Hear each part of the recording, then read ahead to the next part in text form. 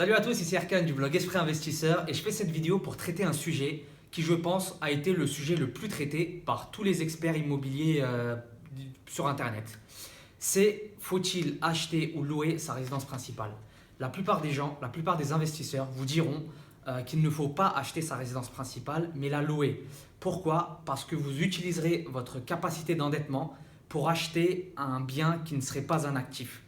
Et vous ne pourrez plus réinvestir après pour de la location si vous n'avez pas un gros salaire, très gros salaire et une capacité d'emprunt qui augmente. Moi, je suis d'un avis contraire. Je vais vous expliquer pourquoi.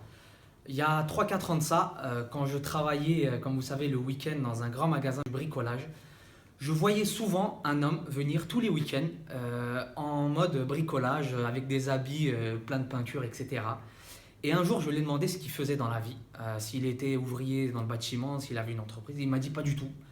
En réalité, il était informaticien, mais il rénovait sa maison tous les week-ends. En fait, il retapait ce qu'il pouvait retaper. Et en fait, cet homme-là, qu'est-ce qu'il faisait? Il achetait une maison. Durant 2-3 ans, il habitait dedans, il rénovait, il faisait une extension, il apportait une grosse valeur.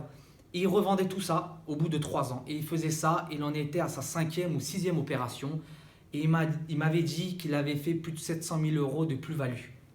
Donc il faut savoir qu'il habitait à Maisons-Laffitte dans les Yvelines. Chaque maison coûte en moyenne 700 800 000 euros. Et donc voilà, en vendant 20 à 30% plus cher, on arrive vite à 700 000 euros au bout de 5-6 opérations.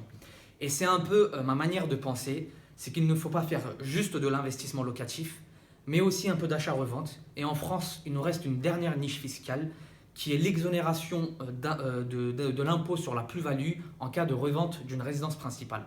Donc, si vous achetez votre résidence principale en dessous du prix du marché, je vous le dis, oui, il faut acheter sa résidence principale, il ne faut pas en être locataire. Mais bon, si vous ne vous connaissez pas en travaux, si vous ne savez pas, vous ne pouvez pas apporter une valeur au bien, il est vrai que cette méthode n'est pas donnée à tout le monde. Voilà, c'était tout pour cette vidéo. J'espère qu'elle vous sera utile et qu'elle vous fera comprendre que dans l'immobilier, il ne faut pas utiliser qu'une seule stratégie, que la location ou que l'achat-revente. Mais jumeler l'achat-revente ainsi que la location, ça vous amènera à une prospérité et faire de la plus-value et une récurrence locative. Voilà, je vous dis à bientôt et surtout n'hésitez pas à télécharger mon e-book où j'explique comment j'ai fait plus de 120 000 euros de plus-value en moins de 2 ans. Salut à tous!